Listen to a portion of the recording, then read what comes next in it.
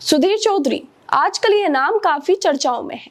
चर्चाओं में इसलिए है क्योंकि अब इन्होंने देर से ही सही लेकिन पत्रकारिता शुरू कर दी है। ये जनता के मुद्दों को उठा रहे हैं। जिस सरकार से 10 सालों से सवाल नहीं पूछ पा रहे थे उससे सवाल पूछ रहे हैं।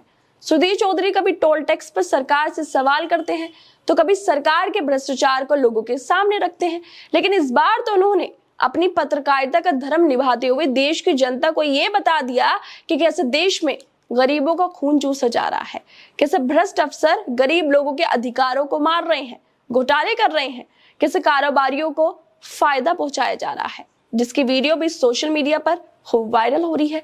आखिर सुधीर अपनी वीडियो में ऐसा क्या बोल रहे हैं जो बीजेपी पर सवाल खड़े कर रहे हैं, तो चलिए हम आपको बता देते हैं।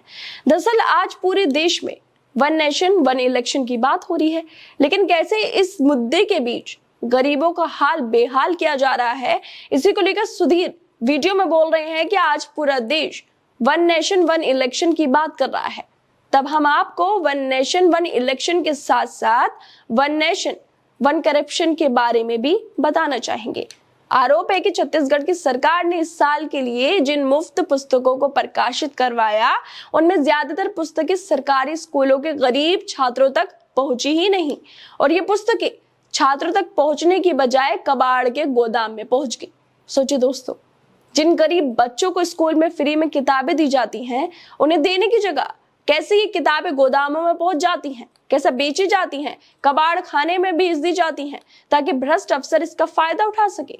सुधीर वीडियो में छत्तीसगढ़ में बीजेपी की सरकार में हो रहे भ्रष्टाचार पर आगे बोलते हैं कि छत्तीसगढ़ में बीजेपी की सरकार है और उसका कहना है कि वो इस मामले की पूरी जांच कराएगी, लेकिन हम बिना जांच के ही आपको ये बता सकते हैं कि इस मामले में घोटाला कैसे हुआ है।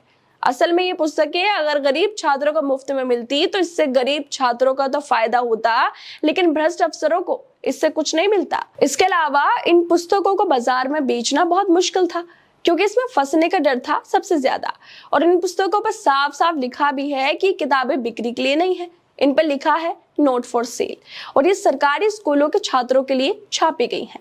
लेकिन आरोपों के मुताबिक कुछ भ्रष्ट अफसरों ने इन पुस्तकों को रिसाइकल करने के लिए कबाड़ का काम करने वाले कुछ कारोबारियों को बेच दिया है, और एक ऐसा भ्रष्टाचार किया है जिससे आप समझ सकते हैं कि भारत में अभी वन नेशन और वन करप्शन की व्यवस्था चल रही है, जो आम आदमी और गरीबों का खून चूसती है और गरीबों के बच्चों की किताबों को दीमक की तरह चाट जाती है, गरीबों के परिवारों को हक मार रही है।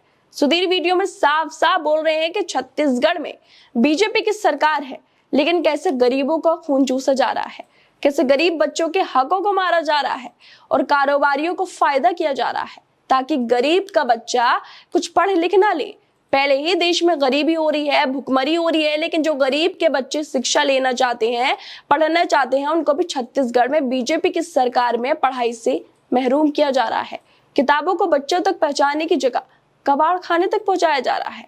छत्तीसगढ़ में बीजेपी की सरकार में बच्चों के भविष्य को कबाड़ में फेंका जा रहा है। आखिर ये फ्री किताबों को घोटाला किसने किया, किसके कहने पर हुआ है? क्यों देश में शिक्षा व्यवस्था ज्यादातर चीजों का घोटालों के भ्रष्टाचार की भेंट चढ़ती नजर आ रही है? ये बेहद अफसोस की बात है। जल्द से जल्द इस मामले पर कार्रवाई की जानी चाहिए और आरोपियों को सजा भी मिलनी चाहिए। खैर दोस्तों, आप लोगों को क्या लगता है इस वीडियो पर?